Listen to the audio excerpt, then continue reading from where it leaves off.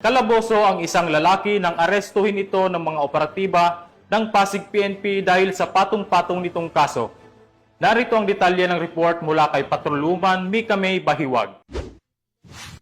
Arestado ang isang lalaki ng mga tauhan ng Pasig City Police Station bandang 5:45 ng hapon sa kahabaan ng Tambakan 2 Tuason Compound, Barangay San Miguel, Pasig City nitong ika-2 ng Hulyo, taong kasalukuyan. Kinilala ang suspect na si alias Marshall, 49 anyos at residente din sa nasabing lugar kung saan ito naaresto.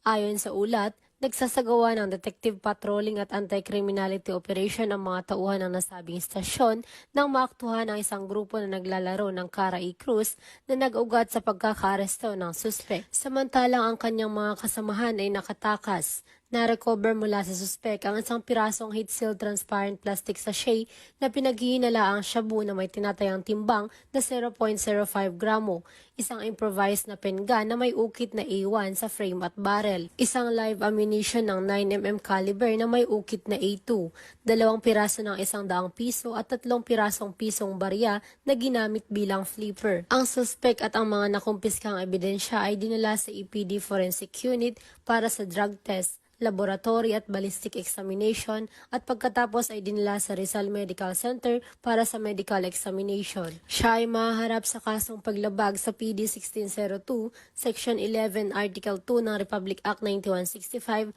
o ang Comprehensive Dangerous Drugs Act of 2002 at Republic Act 10591 o ang Comprehensive Firearms and Ammunition Regulation Act.